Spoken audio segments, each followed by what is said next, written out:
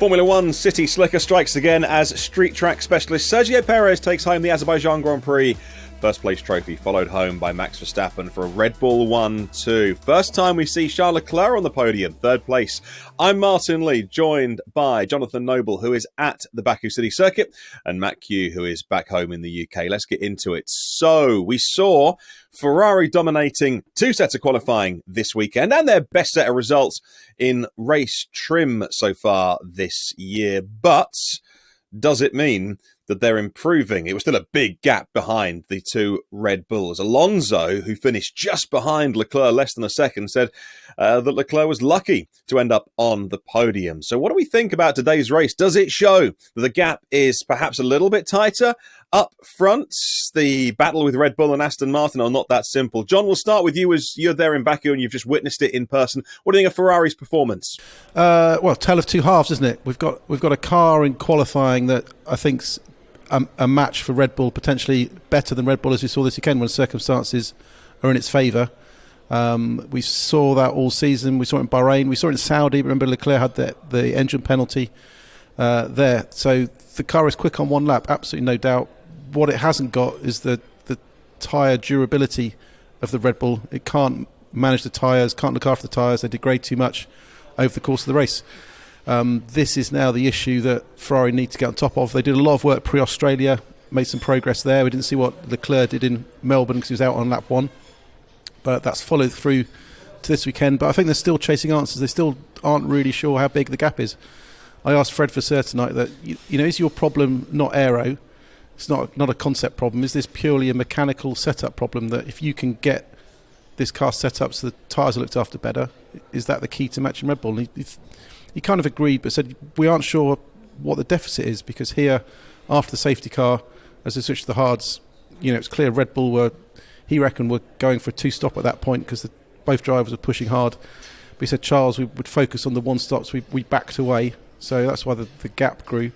And why at the end of the race, the Ferrari looked quicker than the Red Bull because it had more tyre life left in it. So a bit of a murky picture on where they stand right now. I think all we can say is Red Bull is still ahead in Ferrari on races.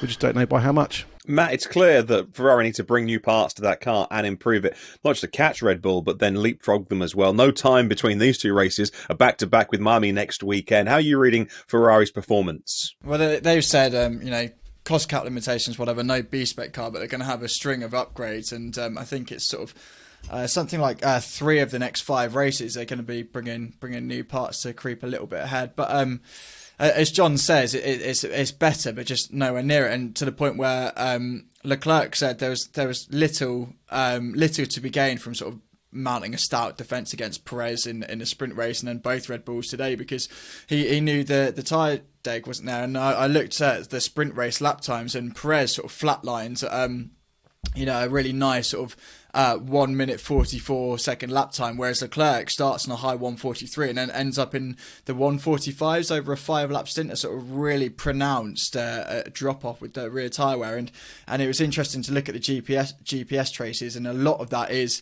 as Jon alludes to, it's the rears, it's a low traction zone, so it's then Ferrari has to wait until speeds are above 90 miles an hour before they're then sort of matching the Red Bull acceleration curve. So a massive drop off, when particularly at sort of Baku, where you've got the staccato 90-degree corners, and a lot of it is that sort of low end acceleration. But better as for how you opened it, Martyn, with Alonso's comments that Ferrari were lucky to be 1 second. He was sort of classic Alonso line as ever. Add that to the list. But this one is talking about, they were Ferrari were afforded a bit of a luxury by the clouds because they caused tyre temperatures to drop, so just help keep the hard tyres in the window, which is sort of it's a bit spurious in one sense, but Aston is up there with Red Bull in terms of tyre management. I think that was best expressed in Bahrain, when you've got that anomalously abrasive asphalt, say that after a shandy, and it was Aston going with Red Bull in terms of how they're managing that rubber. And so if that's sort of in the extremes, they're sticking together, then maybe he does have a point that sort of conditions flattered to deceive ever so slightly. Yeah, another couple of laps and you don't know. That long straight, and Alonso could have got that podium streak continuing. Sadly, that's come to an end, that podium streak for Alonso and Aston Martin. Talking of overtaking, when Max Verstappen is on one, very little can get in the way of an on-form Max Verstappen, including a very good street circuit specialist in Sergio Perez. But he just, I don't know, to me, Max seemed just 5% off this weekend. He spent a long time talking about how he didn't like the sprint race format. He wasn't happy. He was a little bit whingy on the radio about the Russell contact when, come on, Max, you're going to win the World Championship this year, easily at a stride.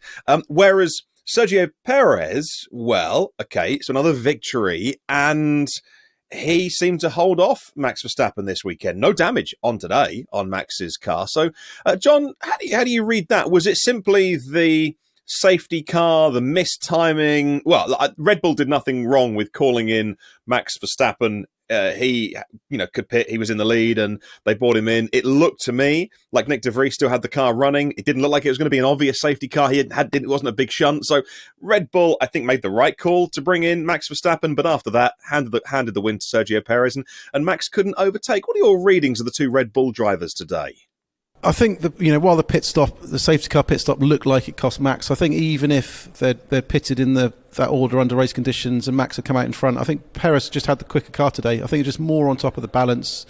Max didn't seem in a particularly comfortable place with it. Car didn't seem to play to him. He was talking about the transitions of how the car's reacting under braking and acceleration and differential settings, all these sort of little things to make it perfect weren't to his liking. I think Perez was quicker this weekend.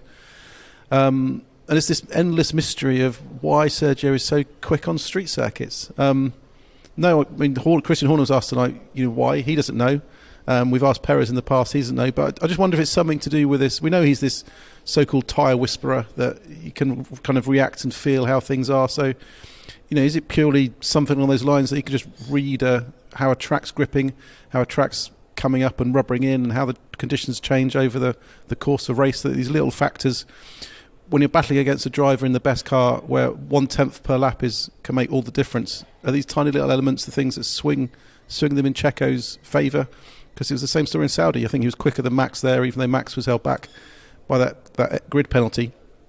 Not the grid penalty, the grid drop as a result of the problem in qualifying. But on street circuits, Perez at the moment is king. I think the key, as Horner says, especially if we want a championship battle, he needs to start doing it on the normal circuits.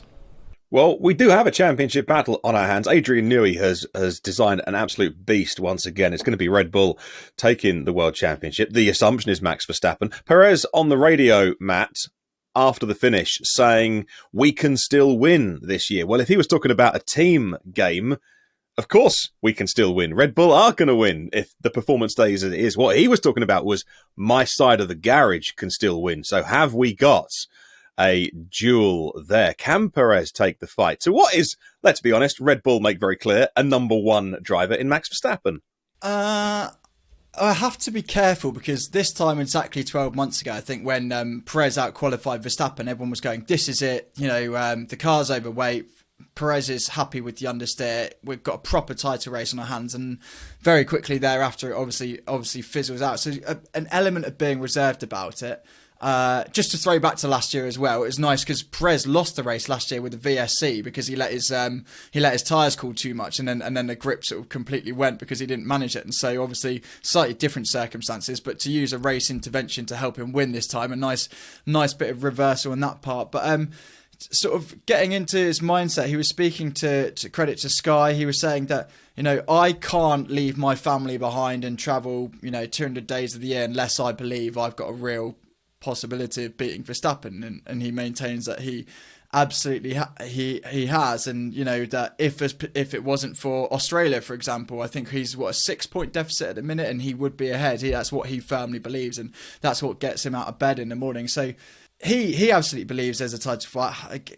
I'm not so sure, for all the reasons we discussed, that when it comes down to team orders, whether for one driver there's a contract gets ripped up if they don't abide by team orders every so often, the other driver is clear that team is built around. So elements like that, and that if you're tuning the car perhaps to one driver, who it's going to favour. So there are certain elements like that, As for Perez on a street track specifically, he just said it was confidence. He built it lap after lap this weekend, which I suppose is even more impressive with the new format, reducing track time. I do wonder if there's anything in, like, because it's a street track, so asphalt that's not used so often, so, you know, the way it rubbers in, and it being a, you know, it's not a bespoke sort of proper tarmac that they lay down at a bona fide street track. But then I've second guessed myself, because you go to Jeddah and that is a street track because they call it a street track. Otherwise, it's a purpose-built facility. And then you go to some other tracks that in the calendars over the years that are basically pretty much only used for F1, so they're not rubbered in quite so much. So I'm not sure if you can sort of read too much into that. But certainly when the walls are close, Perez really seems to excel. Just on that championship front, I think the important thing, and the thing that I think perhaps speaks in Perez's favour, is the fact that Red Bull is so clear of everybody else, that this is a straight head-to-head, as we saw with Nico and Lewis, which basically means, A, the gloves can come off between them, because Red Bull shouldn't be too worried about how they battle it out. As long as they don't crash into each other, they can leave them alone. But it also means if there is trouble, so if Max has a DNF, if Max has an incident, Perez comes in and takes the win, that's a 25-point swing, which then takes you, if you're finishing 1-2, 3 or 4 races of beating your teammate to recover. So I think, as we saw with Rosberg in 16, when Lewis had that retirement in Malaysia, which basically swung the championship that year, if Perez can keep close, can keep nudging these wins, stay in touch, bit of a rub of the green, you know, at some point over the course of the season, why not? Well, an amazing weekend again for Red Bull, only dropping a couple of points yesterday in the sprint, and George Russell getting fastest lap today. Otherwise, a perfect weekend for Red Bull. So congratulations to the team there. John, when your plane took off earlier in the week, you didn't actually know what the weekend format was going to be. Well, to be fair, the day before my plane took off, I didn't even know where I was going, so I had no passport and no flight. But there we go. That's true.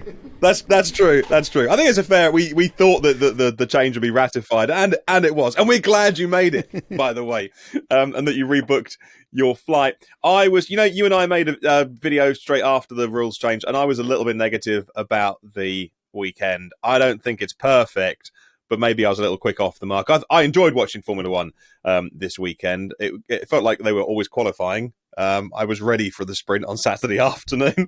But you're there. What's been the reaction to this new format today? Yeah, I think there's kind of two interesting facets to it. I think we talk about the format. So the format itself of the sprint race. We've had 2 years. I think 2 years now of sprint races. It's got its fans. It's got its detractors. And I think those views will not be changed. Some people don't like the sprint race. Some people, bizarrely, will argue they'd rather have practice sessions and sprint races and qualifying. But I personally think this is the best sprint format choice we've had, having a standalone Saturday. Each day has been fantastic. It's been fascinating. I've loved the fact that you have 2 qualifying sessions back to back with under part firmware conditions, so you can't change the cars dramatically. So you get to see which driver messed up. They don't have excuses of, I got this the setup took me in the wrong direction. When they mess up on one day and don't the next, that's down to drivers. That's down to not making mistakes. So I love that element. I think there's plenty to dig into. All runs through. And for those on the Saturday, the sprint race wasn't fantastic. It wasn't, amazing, tons of action. It wasn't the chaos that some thought. But equally, people criticising it, saying it wasn't spectacular. It was a meritocracy that won it. The quickest cars won it. If it had been complete chaos and carnage, and Pierre Gasly comes through from the back and wins on the final lap because of a fluky safety car call, I don't think that's what we need Formula One to be. Formula One should be this meritocracy where you chart, you do a better job, you get there and you win. So I think the sprint format works. But I think what this weekend has done, and I spoke at quite a bit at length to Toto Wolff tonight, is I think it's exposed that this current generation of cars aren't racing very well. I thought today's race was pretty boring. Don't think it was much to get excited about. Drivers found it difficult to overtake. You saw with Leclerc all weekend, he's been super quick in the city section. There's been a match for the Red Bull. But as soon as the Red Bull got past, which in theory then the aim is that car gets past, you can follow him and you'll DRS him again on the end of the straight, he couldn't follow. Tyres would overheat. Tyres would go off, be sliding too much, couldn't get close, it was gone. So I think what it's done is exposed the weakness of these regulations, whether that's aero, whether it's tyres, whether it's length of DRS zones, because that changed this weekend. I think that had a factor. But I think there's bigger questions coming out. Format, fine. I like it. I think it's good. Shouldn't be every weekend, but 6 to 10 is great. But I think we need to look a bit closer at these cars now, because I don't think, have any of the races this year been absolute thrillers in terms of pure racing? Yeah, I always look forward to this race, and it was a letdown today. It's always great action, always great overtaking. It can look a little too easy because of that 2.2 kilometre straight, but there was not enough today. It was there was a bit of a slog at times. Matt, with this new sprint format, what would you change, if anything? Because they get one chance to practice on Friday morning, then the cars are locked in. You're just really playing with kind of balance and front wing and some things you can do in parc ferme conditions. Would you, and there's obviously the tyres issue as well, would you have a little fiddle, so to speak, if you were the rule makers? Obviously, some of those, that wet tyre loophole that Norris could have exposed, and the Tsunoda and Norris not being able to run on the softs in SQ3, silly name. Those things need tightening up. The broad strokes I would change in, I saw some drivers saying, I think it was Albon saying it's ridiculous because you just have a top 8 repeated each day, so it's nonsense. But I come back to John's point. I liked the meritocratic result. If not, I love us making up words tonight. I know. But if not, you end up, I don't want to see personally an F2, F3 style, British touring car style, reverse, semi-reverse, partially reverse grid. So I think this sort of works. The tweak I'd make mainly is perhaps swapping the Friday and Saturday qualifying sessions. So I like the idea of having a Saturday standalone, but the Friday one, so setting the grid for the Grand Prix, that is a more prestigious thing, so that should have more eyeballs on it. I saw a lot of comments, people saying I'm not sacrificing my trip down a pub at 7 o'clock on a Friday evening or whatever it is to watch that, or vice versa. So I think viewing figures, which is why we're doing this, TV numbers will dictate it, so whether those two get swapped around. But then I suppose the other downside to that is, is it being really horribly disparaging about viewers if you go, well, it's quite a long time to remember what happened between Friday and the race happening on Sunday and having a whole day in between? I don't know, but on the whole, like John says, I think it was decent, it was exciting, the 2 qualifying sessions worked. It's just whether or not you want to introduce them at every race to MotoGP. I don't want that to happen, and I think as John says, without trying to sort of go over his point too much, is that you've got to look at the rules. So usually we've had an embarrassment at Richards where the sprint races created a really exciting scenario for the full Grand Prix the next day, whether it was a Silverstone battle with Verstappen and Lewis into Copse, or Austria where Leclerc was shredded on his tyres, but they learned how to manage that, and so the Austria Grand Prix was brilliant. 3 overtakes for the league. It really sort of developed nicely. But now you've got a point where DRS zone is too small, so you have trains of cars. But when Verstappen makes an overtake with DRS, it's easy. And now we've understood these rules, which everyone feared they'd be too prescriptive. Well, there's clearly enough that dirty air or whatever is back, so there's not enough overtaking. And the fact that the sprint race and the Grand Prix weren't thrillers at the front, is that just because Red Bull was so far ahead? So it's not a fair assessment of the format tweak. So that's where I'd look at. Yeah, new cars as opposed to the format. I wonder if there's something that can be done with just the parc ferme rules, and maybe just easing things a little bit to allow the teams just more flexibility to. Don't give more flexibility. I think what this Norris intermediate tyre thing and the things show, give them an inch, these teams will take a mile. So I think the parc ferme is there for a reason. I think it works. You give them a tiny sniff saying if you take your car out of parc ferme on Saturday, you can still take your grid slot on Sunday. They'll all be exploiting it. They'll all be whacked out of parc ferme, sacrifice the sprint race to win on Sunday. So I think maybe the only thing that potentially is looking at are these tyre rules for qualifying. What's the best kind of format for it to ensure we don't get quirks like drivers getting through to SQ3 and not running in the sessions because they had to burn their tyres on Friday? So maybe it's standalone tyres on Saturday. You just have sets that you don't bring across and have to be saved. Yeah, like qualifying tyres, but Saturday tyres. I like the idea of having separate sets. As long as you know they're going to be used, not just shipped around the world. That's always the argument against things like that, and the sort of carbon impact and all those kind of things. Hey, John, you weren't anywhere near Esteban Ocon way. That was the photographers they allowed on the track. That wasn't you. You're okay, right? Yeah, no, I was in the media centre drinking a cup of tea, so that was all fine. Yeah, but that was lucky escape. I think what the process is normally the photographers are under control. They come into Parc Fermé to get their spot to take the podium. And normally after the checkered flag, they kind of get the thumbs up, told to come into the pit lane. I think today that thumbs up came early. I don't know whose decision that was within the FIA to say it was all okay. So they came out. I think if you watch the onboard very, very closely, you even see the FIA had pulled one of those little barriers across the pit lane to stop people coming in, and that was swiftly kind of pulled across and removed. I think it wasn't just photographers there. I think there were some officials as well, because if you look close to the images, you can tell the photographers, they wear shorts because they've got hot stuck out there for 2 hours taking pictures.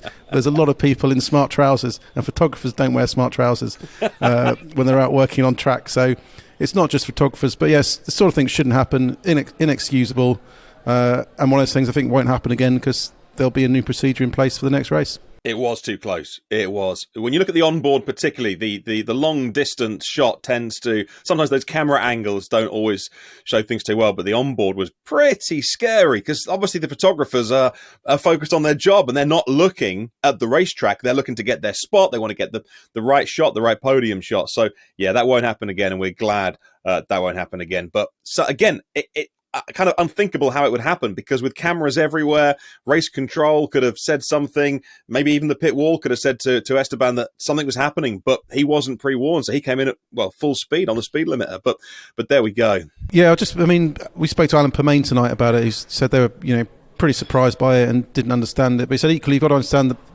Ocon was doing 80 kilometres an hour, which is the speed limit for the race, so he thinks it's they're doing 300 kilometres along the start-finish straight. So he thinks it was slow enough not to have caused a big problem. It potentially looked more dramatic, but equally, it only took one of those people not to be looking in the right direction, and we've got a big problem on our hands.